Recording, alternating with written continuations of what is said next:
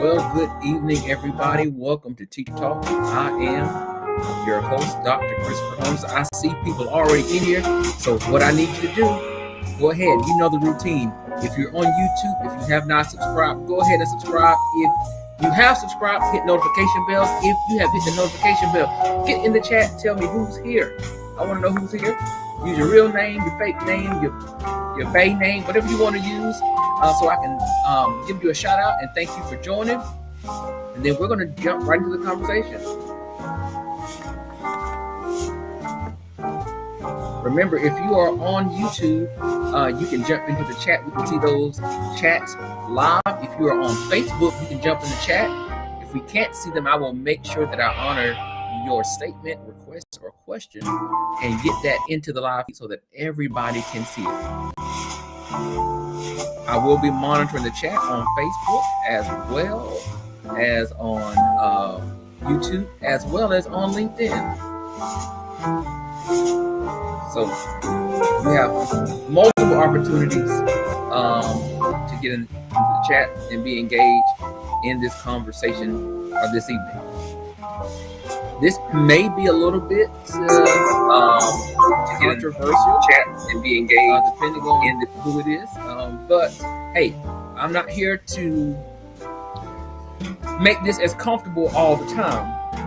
So there will be some difficult conversations. Tonight is one of those conversations, but I think it's going to be a productive one. I think it's going to be one that you will enjoy and one that's going to be helpful. So I am actually getting in the chat here in Facebook.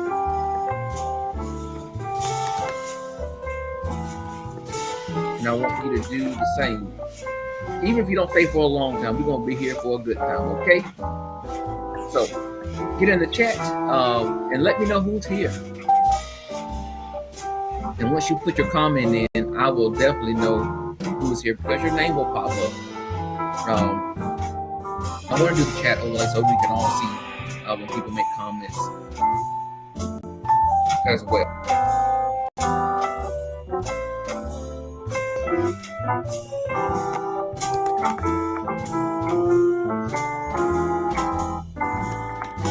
So let's start off like we always do. Now give me a minute to type this in. There we go. So that you guys can see this. So as you can see, this does say Fully Engaged Education. Fully Engaged is the name of my consulting company. It's what I do every day for a living, right? But besides that, I do host this episode of this webcast called Teacher Talks, where the goal is to inform, enlighten, and have people enjoy conversation related to education. Now, is that education? It's a good topic. I'm trying to make education a popular topic, but I'm also trying to make education a sexy topic, okay? Now, for the last few episodes, I have been rocking Fully Engaged merch. Today is no different. This is a little bit harder to see because I got different color. But if you can see this, this is my education sweatshirt. And if you can see, a continuous fight for equity. So that's this sweatshirt. The print's in black, but you can get it in any color, multiple colors in the sweatshirt. So education, a continuous fight for equity. That is something that I strongly believe in. I do this. I talk about equity and equality and access everywhere I go. So I said, why not do it on this podcast, right? So I'm going to keep delivering the message, but this time I'm putting the message on a sweatshirt. So if you like the merchandise, check out the description on YouTube or in Facebook. Click the link, go to the website, go to shop, or go to products, and you'll see a plethora of products, sweatshirts, hoodies, long sleeve tees, whole bunch of stuff like that. And if you're on the West Coast, it's getting cold, so you need to order something because I want you to stay warm. And why not stay warm in some FE merchandise? Why not? Go and hook yourself up. Bless yourself with a little something. And in the meantime, what you're going to do is help out some deserving children. Remember, the goal is to provide scholarships this year, not to 1, not to 2, but to 10 deserving students this year. That is my goal. So help a brother out. and go over there and buy you or make some of those purchases from Fully Engaged so we can help some children, deserving children who desire to go to college, make that transition into higher ed and get that um, degree of their choice to really flex those muscles, flex those skills. Excuse me, the tea is strong. So it's that honey ginger. So of course, it is 9 o'clock. Your kids should be down because we're definitely about to catch up. Tonight, I'm rocking my Georgia mug. Go Dogs. I got my terminal degree from University of Georgia. Had always desired to go to University of Georgia. And what a better time. What a better time to be a Bulldog than right now. Go Dogs. That's all I have to say. Roll Tide. Ha, got rolled over. Okay, that's a whole nother conversation. No, so let's get into some serious conversation. Now, I do want to keep this light because I am a amateur comedian in my mind. I think I'm quite humorous. You may not think so, but hey, the Bible says don't judge anybody. So don't judge me if I crack a joke and you don't laugh. That's not my fault. You need to go and pray for a better sense of humor. Say, Lord, please lighten up my mood. I'm too stiff. I'm too tight. I need to enjoy life a little bit more because I'm funny. Okay, I think I'm funny. So there's no debate about that. If I believe it, then that's what I am. Now, parents. Why am I talking about parents? I've talked about parents before. And so if you have not subscribed to the channel, go back. Go to YouTube, go back. There are several videos there, and there is a video on parents. I want you to definitely go and check that video out. But this video or this particular webcast, I'm taking a bit of a different angle regarding parents. And as you can see by the title, I think we need to take some of the weight off teachers. If you would agree, raise your hand or in the chat, just say, hey, I agree. Teachers have been taking heat for years, right? Everything falls on the back, on the practice, on the failure, on the whatever of the teacher. Well, I think we're going to do something a little bit different tonight. And I'm venturing to say that everything is not the teacher's fault.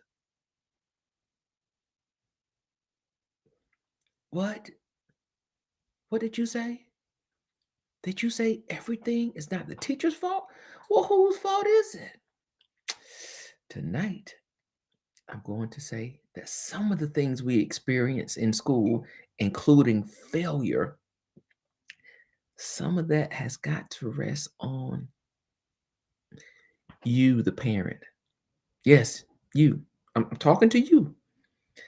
You contribute to your child's success and you contribute to your child's failure. Are you the sole heir? Are you the sole partner? Are you solely responsible for the failure and success? No. So I'm not putting all this on you as a parent, just like I'm not putting all this on the teacher. It's a shared responsibility. You guys have to learn how to work together. And so, parents, what I want to say is you got to do your part.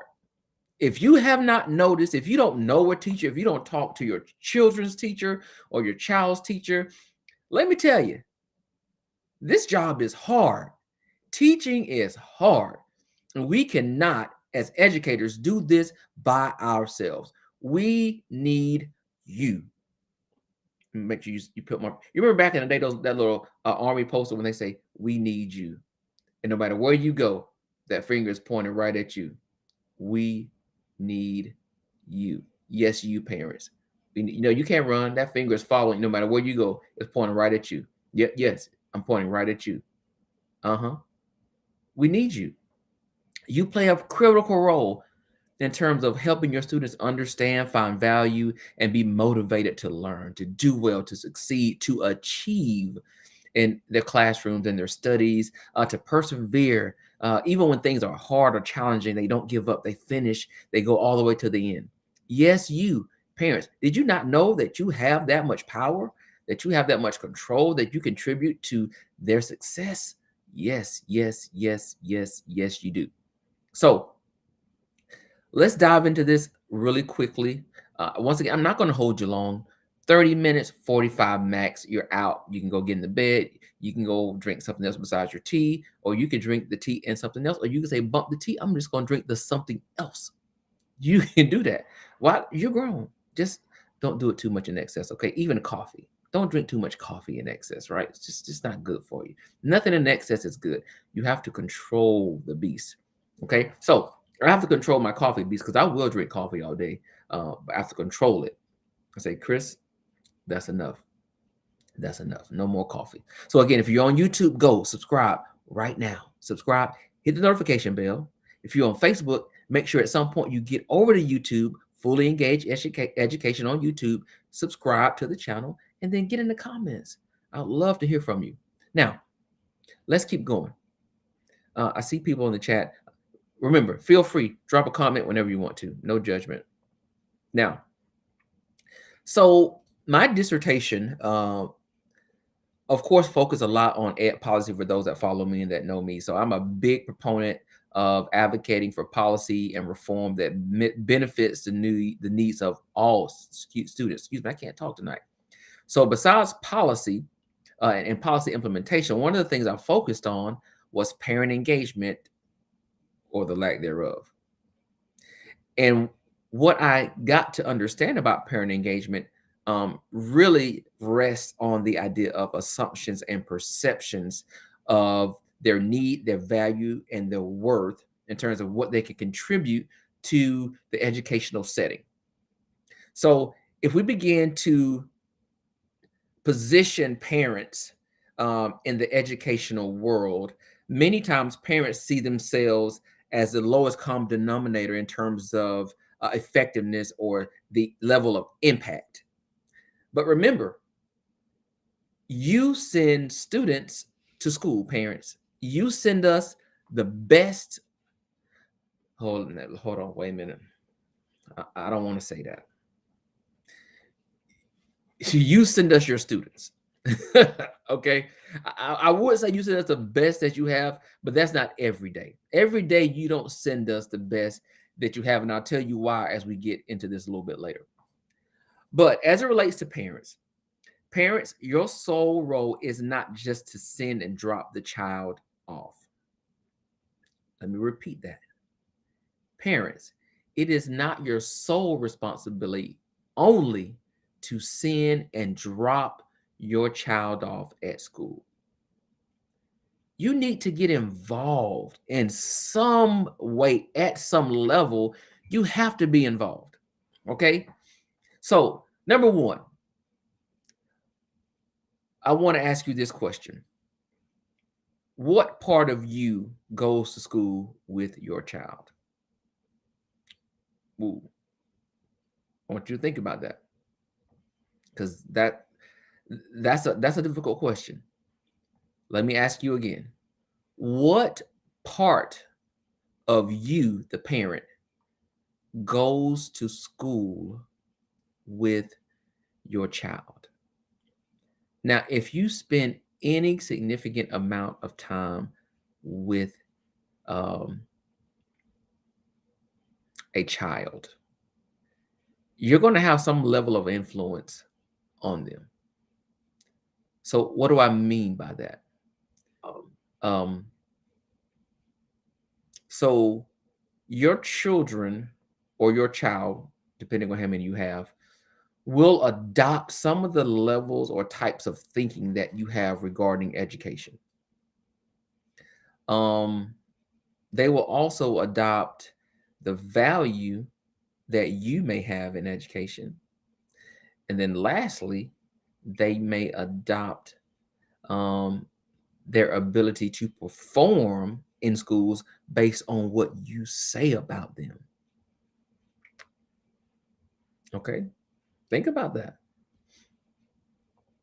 What are you thinking about schools that you say out loud to your children?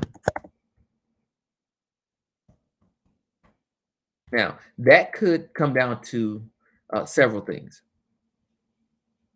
So, let's say you didn't have the best schooling experience, right? You went through school wasn't that great. You didn't like the teachers. You didn't have many friends, right? As an adult, how would that or has that impacted your perception or your level of involvement in your child's school?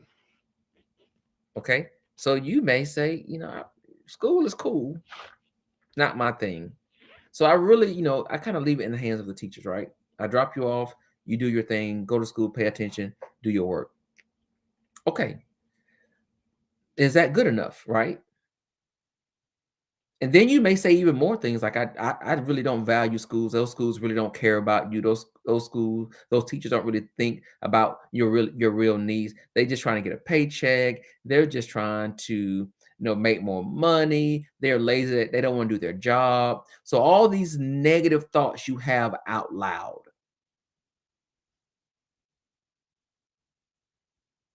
Not only is this happening,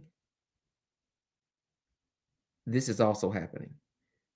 You are transferring perceptions, beliefs, assumptions based on your own experiences, good, bad, or indifferent.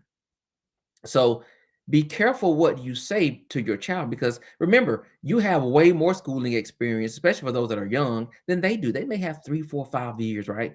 You were in school 12, 13 years, even longer, right? For some of us. But for those that just have a high school diploma or only went to school and you had a bad experience, don't say that. Don't share those negative experiences with your children. Why? Because your experiences become their experiences, even though they're not even lived experiences, right? They're living through your words, they're living through your beliefs, and not only living in the sense that they're acting this out because of how they perceive or believe these things about schools. So they come in with no motivation, right? They don't value, they come in being defensive or aggressive toward the teacher. Why? Why? Because it's what you said. These are the things that you implanted inside of them. These are the things that you deposited inside of their heads as it relates to what teachers think, how teachers behave, what adults in schools believe. They have never been treated the way that you describe it, but they feel like at some point it's coming. It is inevitable that a teacher is going to demonstrate to me they don't care about me, or they're going to talk to me in a way that is demeaning or ugly or nasty or intimidating, or they're going to bully me, right? They have the power. They'll do what they want to. Principals will suspend you. They'll talk down. They really don't care. They really don't think about you once they leave the building. Like all those things could totally be false. But these are the things that we say as adults to students or to our children that are listening. All right. So the words that you have and the thoughts that you have oftentimes show up in your children when they enter into the school building. So when I ask the question, what part of you shows up with your child in school? That's the part that really embodies your experience or your beliefs or your assumptions. That's what shows up in your children. And so day 2, day 20, day 100, teachers are struggling to find connections with your child. And they would say, from day 1, they came in and I just could not really get them to listen. They've always been aggressive. They've always been defensive. They've always taken a tone with me that I've never felt comfortable with, that I don't appreciate, that tends to side on this level of disrespect. What I don't even know this child. It's my first year even seeing this child. I don't have any news from anybody else about this child. Where does that come from? What you said. So be careful, parents, what comes out of your mouth. Be careful how you talk to your children. So if you're not saying positive things about the schools, then you're saying negative things. On the other side, if you're not saying positive things about what your child can do, how they can perform and excel, then you're saying negative things. And if you're saying nothing, you're saying negative things. That's how it comes across, right? Because your children love you, right? Most times, children like I know your parents don't feel this way most of the time, especially when they get older, but when they're young, man, they can follow you and follow your shadow, and they just humble themselves at your feet, right? They're like just little wells that we just keep filling up. And so what you say about them, they also believe. So in a moment of frustration, right? Little Billy is just running around. He just can't be still. He's excited, right? He's a child. He's just super excited. You say, Billy, sit down, boy. Just sit down. Why can't you listen? You have a hard time understanding when people are talking to you. You have a hard time understanding when people talk to you. You need to listen, son. And you say that over and over. Billy, you never understand when I tell you things. You have a hard time comprehending. What's wrong with you? What's wrong with you? What's the problem? What's wrong with you? Billy gets to school, and the first time something happens that the teacher doesn't understand, or Billy's not comprehending or not responding in the proper way, Billy leans on the crutch. And what's the crutch? The crutch is, well, I can't do it. I can't perform. I can't achieve because something's wrong with me. Hmm. Did he make that up? Did he make up the fact that, or the idea that something is wrong with him? No, he did not. You deposited that inside of him, and you said it so often, he began to believe something is really wrong with me. I have a hard time listening. I have a hard time understanding. I have a hard time comprehending. That's that's what he verbalizes. Well, my mama said, or my parent or my dad said that I just can't listen. And the teacher's like, oh, you will listen. You will listen in here, right? He's like, oh no, you will listen, son. I'm not going to take that. So be careful what you say about education or schools to your children. Also, be careful what you say to your children about themselves. You have to be careful, and be careful how you treat teachers or adults in your child's building, because you set the foundation for respect. You set the foundation for collaboration and unity and understanding. Okay. So let's say I have multiple examples, some personal, some I've actually seen with my own eyes or heard. So let's say there's a student, let's say Malika, or let's say Jasmine, or we could say Amy. This particular child is just having some really, really rough days over the last, let's say, 10 days. 10 days go by, 7 out of the 10. The child is just really disruptive. They just can't seem to get settled. Very unorganized, never prepared for class, not doing work, not turning in homework or assignments that they were supposed to preview before the next class day. And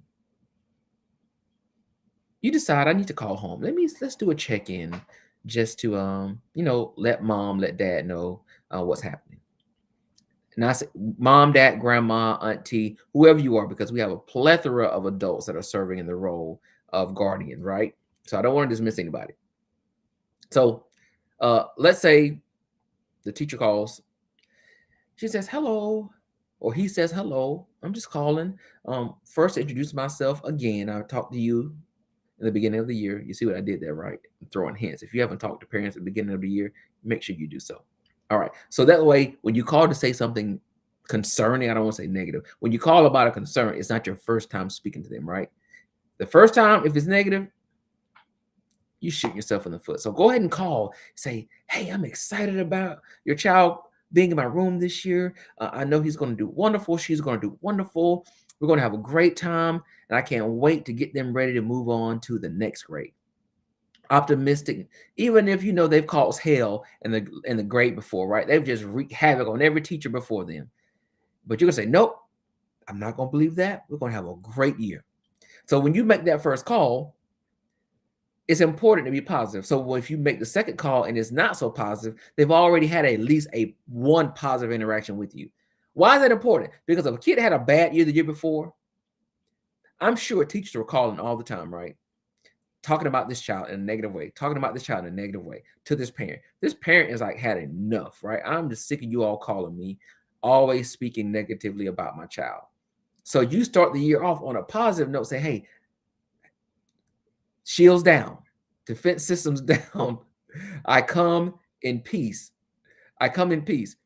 So it's going to remove the barriers, right? They're going to be more open and responsive to a better relationship. Say, hey, let's just start over. But if you don't do that, you're gonna have a problem. Anyway, you call. But let's say mom has just not had a good year or good situation with teachers in the building or principals. So when you call, they're already defensive. And so when the child is listening to you as a parent talk to a teacher or the principal, they're taking note of what's appropriate when I talk to this person, this teacher, these teachers, or talk to the assistant principals or principals or whoever, right? So let's say the teacher calls, you don't quite like what she says. You take defense to it. And instead of asking the child to be removed from the room, you go in like a Mack truck. She says one thing, you go, boop, boop, boop, boop, boop, boop, boop, boop, boop, and you let her have it. You let him have it. And the kids in the background like, oh my God, I can't believe my mom just called the teacher.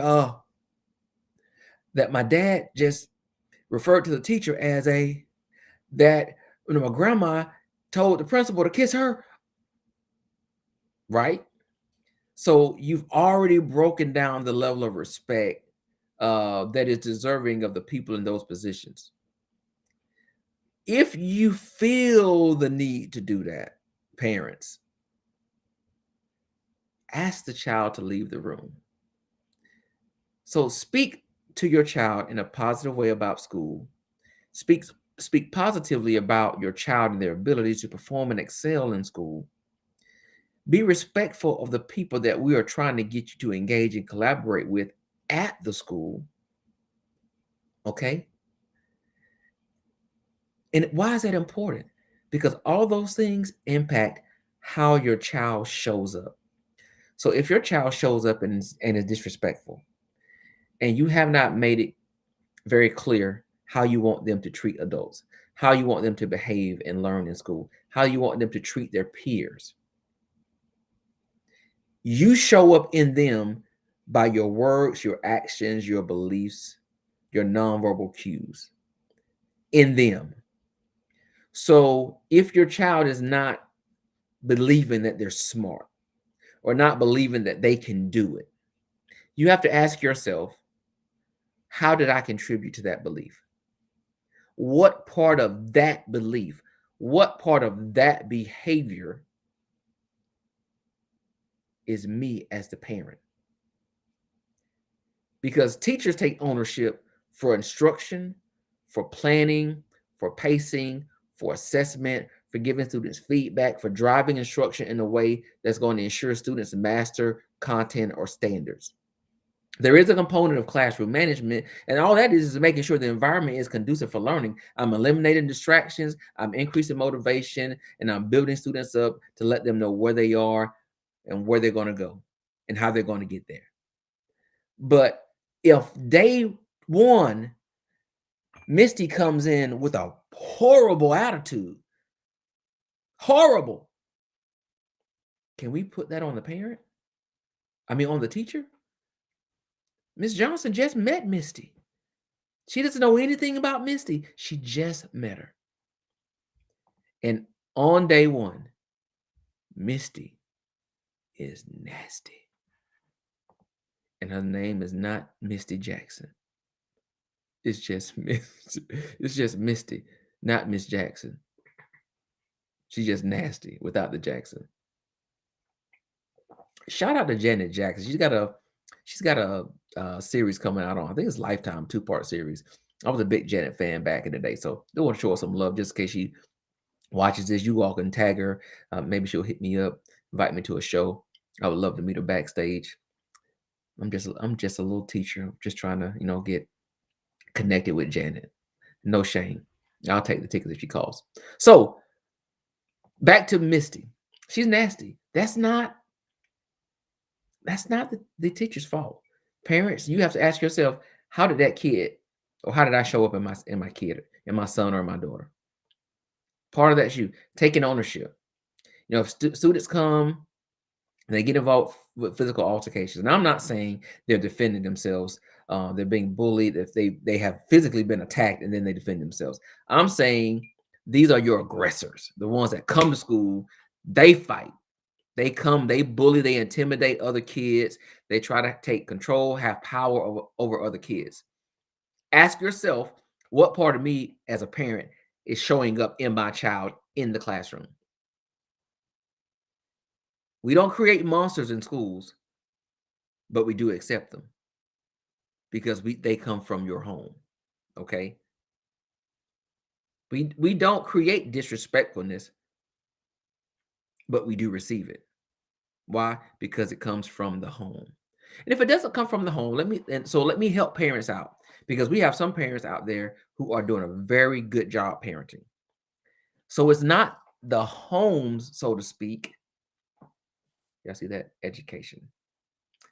It's the environment, the community. So it could be what your child is experiencing, witnessing, observing, or seeing around them, not in the home, but around the home. It could be your family members. It could be your family members. So be careful who you surround your child with.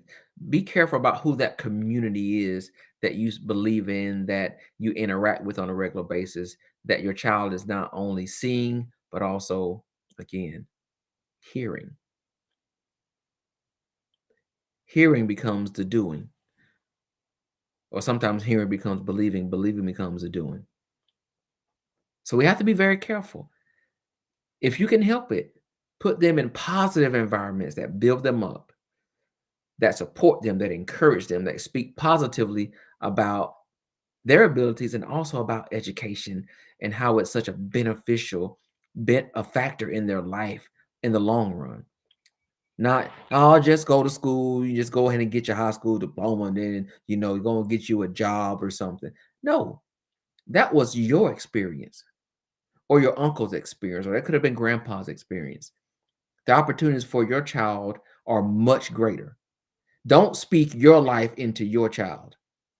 Let me say it again. Don't speak your life into your child's life. You should be speaking greater, more, expanding, heightening, elevating your child.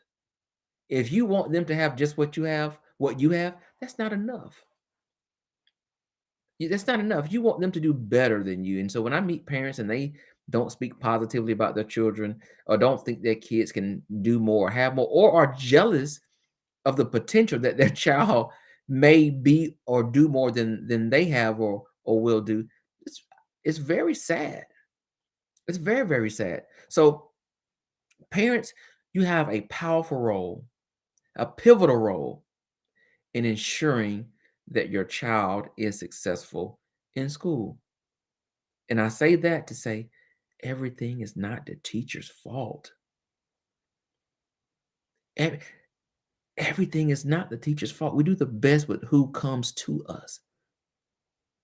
And sometimes you show up in your child unknowingly, and sometimes knowingly. You're impressed by their behavior. You brag about their misbehavior, being expelled, or being able to bully kids and things like that. When you say, "Oh no, those kids are scared of my son," really?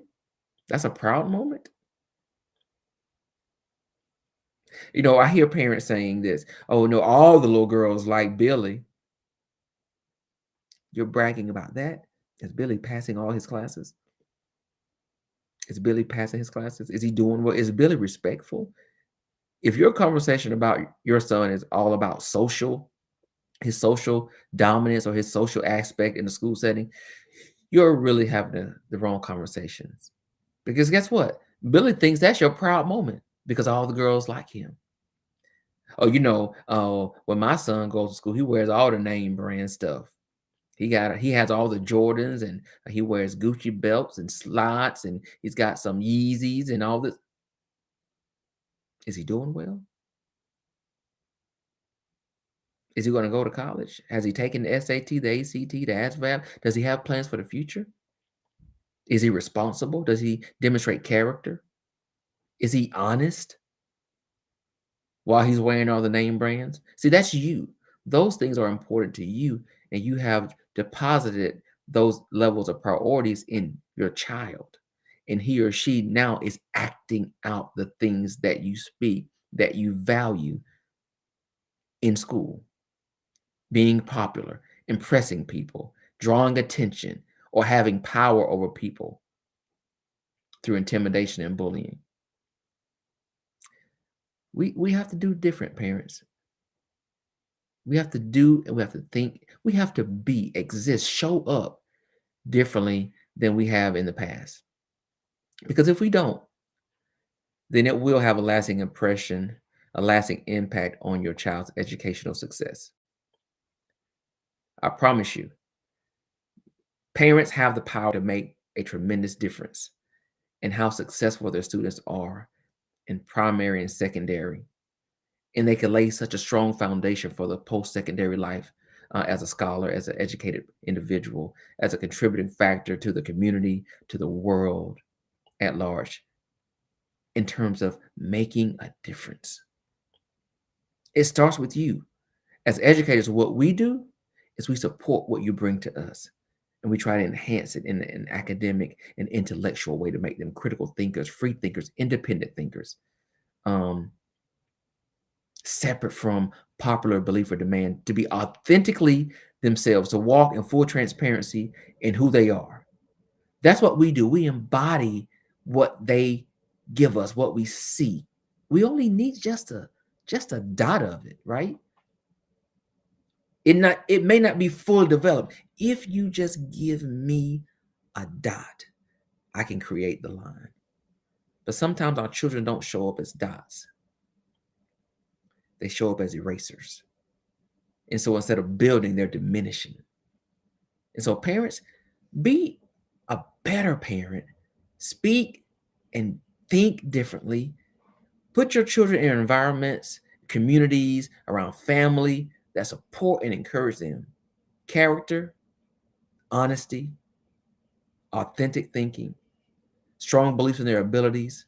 All those are important. And so when they show up in schools, they show up with that part of you and not the part of you that may not value education or had a bad experience with teachers and leaders.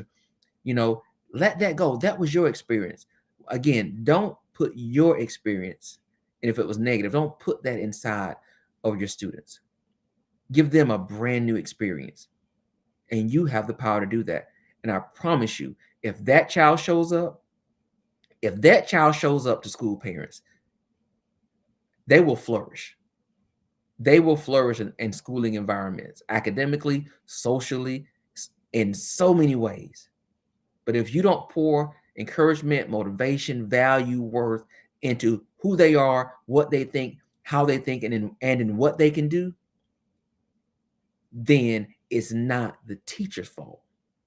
You've got to take some level of responsibility. If you're not calling the school, if you're not engaged with the school, if you're not volunteering with the school, if you're not calling and acting and asking about grades, if you're not checking grades, if you're not talking to the counselors or making sure that their credits are right, if you're not talking about their preparedness for college, what are you talking about? What are you really talking about? We need a different conversation. We need a different lens of priority as it relates to academics and education. So parents, I implore you, exactly word, I implore you to get involved. We need you. We don't need you one day. We need you each and every day because you make a difference for what we do inside of schools. Uh, hey, that's my job tonight. I have done what I have been called to do. I hope you guys enjoyed it. Thank you guys for watching.